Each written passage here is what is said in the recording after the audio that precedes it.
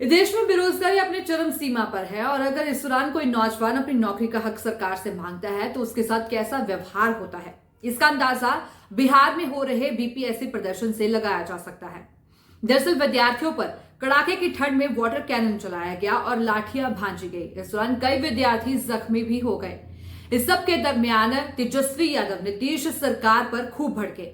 उन्होंने कहा कि इस तरीके की तस्वीरें देखकर उनका दिल दहल गया। विद्यार्थियों पर जिस तरीके से अत्याचार हुआ वो कतई भी बर्दाश्त नहीं किया जा सकता। इस दौरान तेजस्वी यादव ने यह तक कह दिया कि विद्यार्थियों के आंदोलन को गुमराह किया गया है। सवाल यहां पर यह खड़ा होता है कि आखिरकार ऐसा कौन व्यक्ति है जो विद्यार्थियों के आंदोलन को गुमराह कर रहा है। तेजस्वी यादव ने कहा कि विद्यार्थियों का पहले शांतपूर्ण तरीके से जो प्रदर्शन चल रहा था, धरना चल रहा था, उसमें ताकत थी और सरकार भी इस धरने से डर गई थी।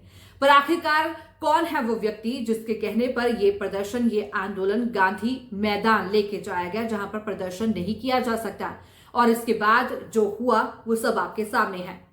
यहां पर बड़े सवाल तेजस्वी यादव ने खड़े किए हैं कि आखिर कौन है जो नहीं चाहता कि नौजवानों को नौकरियां मिले। तेजस्वी यादव ने यह कहा कि अगर विद्यार्थियों पर एफआईआर दर्ज हो जाती है तो उनको सरकारी नौकरी नहीं मिलेगी। क्या कुछ कहा तेजस्वी यादव ने अपनी वीडियो में, आइए आपको सुनाते हैं। इस सर्दी में जिस प्रकार से लाठी बरसाया जा रहा है, लोगों का कलेजा दहल जाना चाहिए। अगर उनके बच्चे होते, उनके भाई होते, उनके बेटे होते, किसी अधिकारी के बच्चे होते इसमें, तो वो लोग क्या करते? कोई नेता का बेटा होता तो वो लोग क्या करता? आज कलेजा जो है दहल गया वीडियो देख करके, जिस हिसाब से पुलिस के लोगों ने माननीय मुख्यमंत्री जी के इशारे पे पिटाई की गई। और आप सब लोगों को हम बताना चाहेंगे कि जो शांतिपूर्ण तरीके से जो धरना था, जो भूख हड़ताल थी, उसकी ताकत कुछ और थी। इस बीपीएससी के आंदोलन को कुछ लोगों ने गुमराह करने की कोशिश की है। हम भी चाहते तो आप लोगों को बोलते आओ गांधी मैदान, अपने एक कॉल पे 5 लाख लोगों को हम बुला देते, लेकिन उसका हल नहीं निकलना था। जो भूख हड़ताल और शांतिपूर्ण ढंग से जो हड़ताल हो रही थी, उससे बीपीएससी भी कांप रहा था और सरकार भी हिली हुई थी। लेकिन सरकार ने नया फॉर्मूला निकाला कि सरकार की बी टीम, बीजेपी की बी टीम, कुछ जो राजनीतिक दुकानदारी करते हैं, उन लोगों को आगे खड़ा किया गया और गांधी मैदान आंदोलन को ले जाना पड़ा। और जब पिटाई हो रही थी तो कुछ लोग कह रहे थे कि हम सबसे आगे खड़े रहेंगे, सबसे पहले वही भाग खड़े हुए।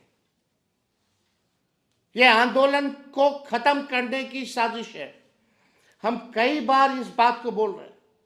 हम कोई राजनीति यहां करने नहीं आने। राजनीति करना होता तो हम भी गांधी मैदान में आप लोगों को आह्वान करके अपनी राजनीति को चमकाने का काम करते हैं।